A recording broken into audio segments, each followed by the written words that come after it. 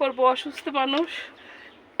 সবাই আপুর জন্য দোয়া। আলহামদুলিল্লাহ, এটাও মনে হয় পেকে গেছে। দেখেন আল্লাহ, আমার আমড়াগুলো দেখেন, মুখে রুচি নেই একটা খাই। আর আপনাদের সাথে শেয়ার করি।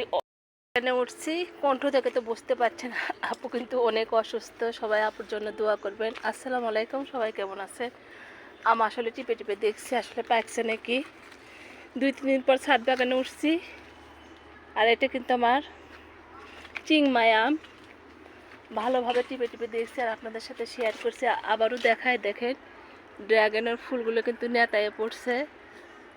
আর সুন্দরভাবে আমি ছিঁড়ে দিয়ে আরেকটু হবে মনে হয়, ছিঁড়া যাচ্ছে না। দেখেন এখানে ড্রাগন ধরে আছে। আরও দেখায় সব কিছু। আসেন, এই আমটা কিন্তু আমার হয়ে গেছে, সেটা আমি পেরে নিচ্ছি। সেদিন এত অসুস্থ, আল্লাহ দেখেন কি অবস্থা। এরকমই হয়, করার কিচ্ছু নেই। মাশাআল্লাহ, আলহামদুলিল্লাহ, এটাও মনে হয় পেকে গেছে। দেখেন আল্লাহ, হাত দিতে খুলে গেল।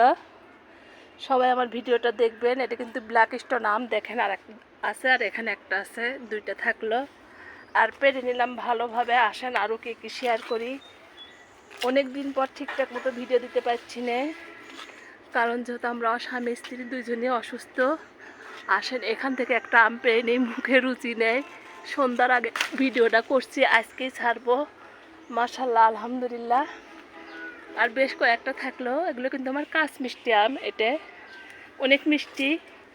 তারপরেও পেরে নিলাম, মুখে রুচি নেয়। বাগানে অনেক অনেক বৃষ্টি হচ্ছে আর আমরা তো অসুস্থ। আলহামদুলিল্লাহ দেখায়, আমি তো বিশ্বাস করতে পারছি না যে আসলে বেলগুলো আটকিবি কি না। আসলে দেখেন আমার কিন্তু বেল চলে আসছে, কিন্তু আমি জানি যে এটা একটু বড় বেল, গাছটা একটু বড় পাত্রতে লাগাতে হতো, কিন্তু সেটা আমি করিনি। কিচ্ছু করার নেই, কোন কি করব, অসুস্থ মানুষ। সবাই আপুর জন্য দোয়া করবেন। আর সুন্দরভাবে একটু বাগানের আপডেট দিতে আসলাম।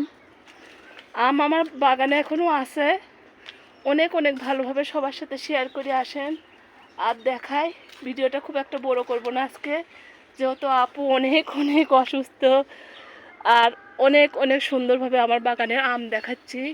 পাখির ডাক কিন্তু আমি আর শোনাতে পারি না, কারণ এই সময় করে অতটা পাখির ডাক হয় না।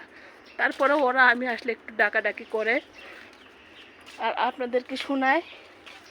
আর আমার বাগানের কি অবস্থা দেখছেন? এরকম কিন্তু আমার বাগানে একদম থাকে না, আমরা অনেক পরিষ্কার করে রাখি, করার কিচ্ছু নাই। ড্রাগন গাছে ফুল দেখায়, এই দেখেন ওরা বুঝতে পারছে যে আমি চলে আসছি। দেখেন অনেক অনেক ভালো লাগে। এটা একটু হলুদ কালার হয়েছে, কিন্তু এখন পারবো না। মাশাআল্লাহ, আলহামদুলিল্লাহ। মেঘের আকাশের অবস্থা দেখায় আপনাদের। দেখেন কি প্রত্যেক দিনই ওই একই রকম অবস্থা থাকে।